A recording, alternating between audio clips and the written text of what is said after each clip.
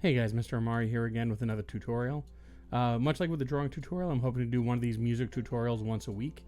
I'm going to be showing you guys once a week how to use some free tools available through Google Chrome's Chrome Music Lab, how to get the most out of these free tools that are available to anyone with an internet connection. So let's jump in and see what we can do with the Google Chrome Music Lab Song Maker. Okay, so in order to get to Chrome Music Lab and get to the Song Maker, honestly, just open up any web browser of your choice and go ahead over to your search bar and put in Chrome Music Lab. You'll see that it's the first thing that pops up, and when you click into it, there's actually a bunch of different tools that they're going to give you. I'm going to go ahead and click on the top left one called Song Maker. That's the one we're going to be working in today. Okay, so the first thing I want to go over are the different settings and options you can change while you're working with SongMaker. Honestly, because if you're looking at this and you don't know what you're looking at, it can be a little daunting. It can be something where it might seem more complicated than it really is. So I'm going to break down what it is you're looking at on the screen and how we can change things using our settings. So I'm going to go ahead and I'm going to go into my settings, and you can see there are 6 things that we're able to change here. The main thing we're going to be dealing with is everything on the left side here. Everything on the left side is dealing with rhythm. Everything on the right side is dealing with the range of notes that you're going to be using. So we're not going to really worry about what's on the right side here yet. I'll do a whole separate lesson on things like what a scale is and what the difference between, say, like a middle versus a low or high C, or what the difference is starting with any of these different notes. We'll get to that in another lesson. Our main thing is we're taking a look at how long we're going to be making our passage. We can make it as long as, looks like, wow, 16 bars. It's pretty long. We're not going to do something that long. We're going to make our thing 4 bars. Now, you might be wondering, what do you mean by 4 bars? You might be asking what a bar is. Now, bars are basically just a measure of music that's defined by the time signature, or how many beats are in that bar. We're going to be doing basically what most popular music or anything you would have listened to really follows, and that's 4 beats per bar. So, for example, if I were to go ahead and take a look at this, now our rhythm goes left to right. These are our beats. It's the 1, 2, 3, 4. That's 1 bar. You'll notice this kind of area where it's just kind of has a white background is split into 4 boxes, and then it then goes over to these grayish boxes. So 1 bar, or 1 measure of music, would be these 4 boxes. And then the second one would be these gray boxes. And then the next one that's white would be the 3rd bar. And then the last one, or 4th one, would be the gray boxes. This is so that you can easily visually see if you're on a 1st, 2nd, 3rd, or 4th bar. Now, the way we have it set up in our settings is 1 beat per bar, split beats into. That means 1 beat per bar we have. That means if I were to click here,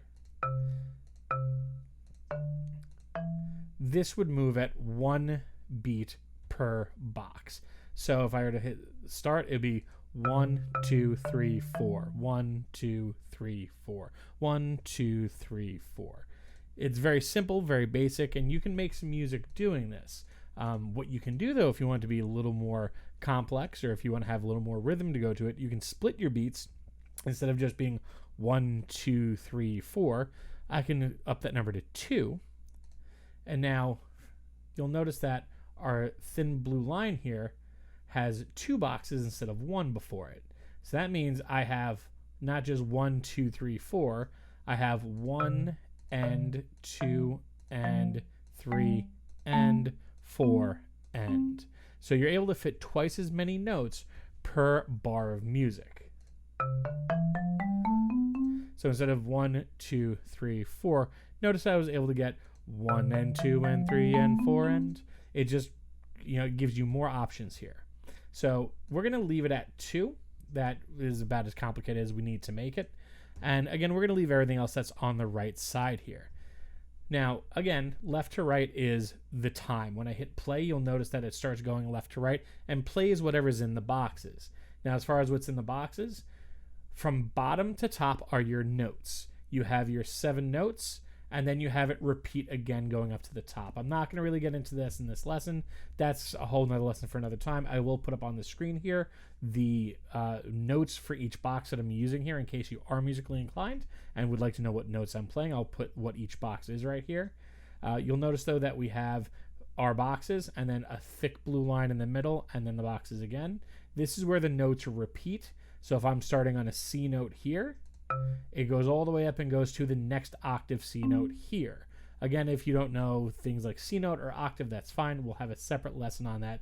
Just know that these are both the same note. One's lower, one's higher. So if I play them together, they're going to sound like the same note, but they're going to sound pretty together. Now, the last thing we're going to look at here is before we get into actually making the music here, underneath these boxes, you'll notice that we have dots on top of each other. These dots are our drum kit, basically. So for each beat, you're going to have a top one, which is your snare drum, and then a bottom one, which is your bass drum. So I'm not going to deal too much with snare here. I want to make kind of a simple beat, but something that has a really nice, like a heavy heartbeat almost to it. So I'm going to go ahead and I'm going to click on these and see what sort of beat I can make. Now, I don't want it to go straight through. I don't want it to just be like all straight through here, because then it's just, okay, it's 1 and 2 and 3 and 4 and it gets a little boring and repetitive that way. So what I'm going to do is I'm going to leave on one end, and I'll leave 2 end empty, and I'll have 3 end, and I'll put I'm going to take out 3 end, and I'll take out 4 end. So I'm also going to take out the end here. I'm going to do, let's try this.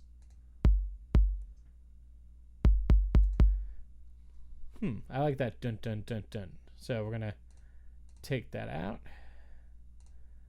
and leave those 4 beats in there. And then I'm going to go ahead and put some more in here.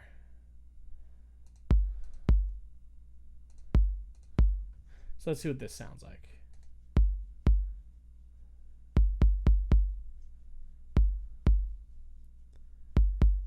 So a nice rhythm. Notice how you have this bar going across the screen here like this. You can't see my finger, dude. The bar is going across the screen like this. That's showing you what measure you're on here or what beat you're on. And it'll basically play any note that is in this grid, top to bottom, in the order that you have them. So now that we have a nice beat that we like what's going on here, let's go ahead and throw some notes in here. Let's actually get some extra music being done in here. You can change the sound of the drum, by the way. On the bottom left, we have where it says electronic. That's our drum kit. I have it on electronic now. I can change it to blocks. You'll see how the bass drum sounds different now because of that. I don't want that, though. A kit, which makes it sound like an actual drum kit. Again, makes it sound like a real instrument, but doesn't quite have the oomph I'm looking for. Now, a conga gives you a completely different type of style here. And again, it means that they're giving you a lot of different options to be creative with. Use whatever you think is going to feel good for the music you want to create.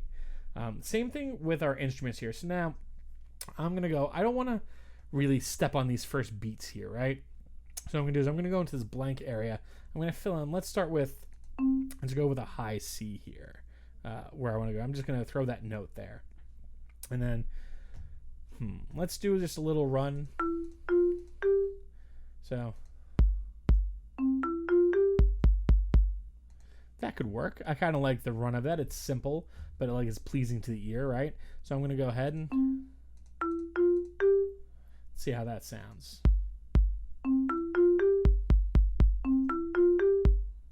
See, and the nice thing is, since we're creating a loop here, we want to create something that's going to have that consistency, right? We're not going to get sick of hearing it over and over again, and it's going to work well with that kind of undercurrent heartbeat of a beat that we have. So I'm going to go ahead and throw another one in here. 1, 2, and then we're going to go ahead and add it over here.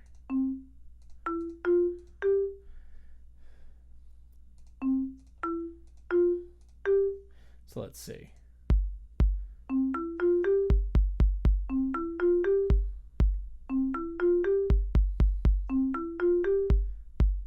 So not bad. Again, it's something you don't get sick of really hearing, and has a nice little beat to it. So now, if I wanted to add a little bit, though, it sounds kind of thin to me. And, the beat's nice and just kind of oomph, but the music itself, I don't like the instrument, really. It's this marimba, kind of like woodblock thing. So you can see on the bottom left here, I can go ahead and I can change that instrument to different instruments. I can try piano. Doesn't really fit with what I'm going for with this bass. I'm trying to get, for like a real like driving feel here. So strings. See, I like that. That fits pretty well with what I'm going for here. More of like a dance floor thing. And it's got that short kind of picking on it. And I like that. It kind of fits with how tight this beat's going to be. So I'm going to leave that in there. I like that. The other thing, though, is if I want to really increase the sound of this, right, what I can do is you'll notice that I have each note here is a different color. So again, even if I don't know what note I have here, if I come down here and I go to my first line on the bottom, you'll notice that it's the same color as the one I have up here on top of this thick blue line. That's, again, because that's where the notes start to repeat just higher. And so what I can do is I can kind of double up what I already have. This is what's called adding an octave to it, and I'll explain what that means in more in depth in another video. But basically what we're doing is we're using the same notes one whole step lower than the one we originally had. Playing them at the same time will give us a nice thicker sound. And it really does add a little something to the music there. At least I think so. You got to remember that a big part of this is you being creative and you having fun with creating your music here. None of this really matters unless you're enjoying it and you're making the thing you want to make. It's one of the ways you can be artistically expressive.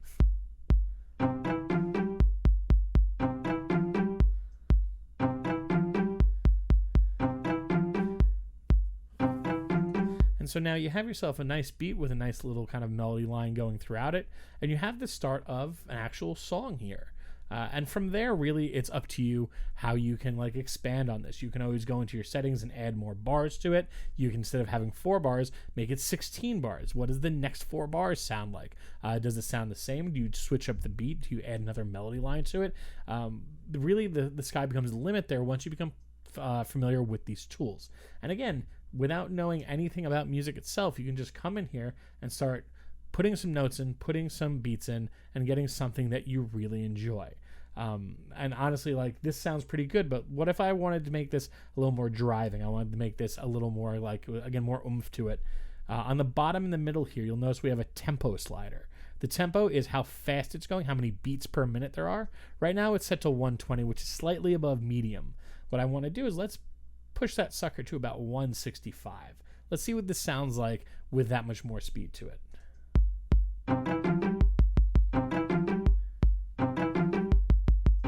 See, that actually doesn't work as well for me. I actually kind of liked it back down around 120. Let's see if something around, like, say 140, somewhere in the middle there.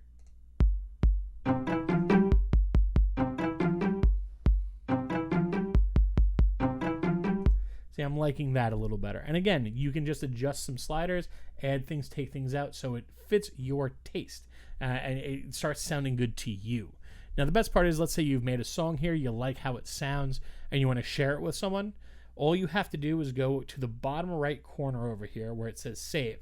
Now, the best part about this is when you click on the save button, it's not like it asks you to download a file. It gives you a link that they're saving it at. Since this is all web-based, they're basically saving everything in the actual information in your web browser. So all you need is a URL or a link that will bring you back to that web page the way it was. And that's what they give you over here in the center of the page. What I'm going to do is I'm going to hit copy link, and that's going to copy whatever's in the middle here. Now, what I like to do is I have a Google Doc that I have set up that I save my Chrome Music Lab songs on. So what I can do is I have my doc over here. Say this is like the third one I was doing. This one 3. I can go ahead and I can just paste it in there. And now I can just go back to this anytime I want. When I go over to this link, I click on it, it'll literally open it up, and it'll be exactly the same as it was when I left it there. So you don't ever have to worry about losing anything. Now, the nice thing also is, let's say you are someone who wants to download it. Let's say you're someone who does some recording on your computer, or you want to have the actual file. What you can then go ahead and do is, instead of taking the link, you have the download wave file. Now, this won't let you edit the song the same way. You won't be able to open this file up in Chrome like this is over here. What you will be able to do is put it on your computer as an audio file and then put it into any other program you want to use it with. Like, let's say you have Audacity, which is an editing software. You can then include it that way. It just gives you more options on what you can do with your music, which is really nice. If you get super comfortable with this, or if you're someone who does know how to read music, and you happen to have sheet music. Let's say you're in band and you have some sheet music and you want to see what some of the music sounds like. You can figure out what the notes are here, and you can take a popular song and you can go ahead and try to make a cover version of it using Songmaker. I actually did that with a song that I know is not popular anymore. I'm old, I'm out of touch, whatever it is. I went ahead and it was pretty easy to take the notation for Old Town Road and just kind of take that main part and remake it here in Chrome Music Lab. This took me probably about 10-15 minutes to do, which wasn't that long at all.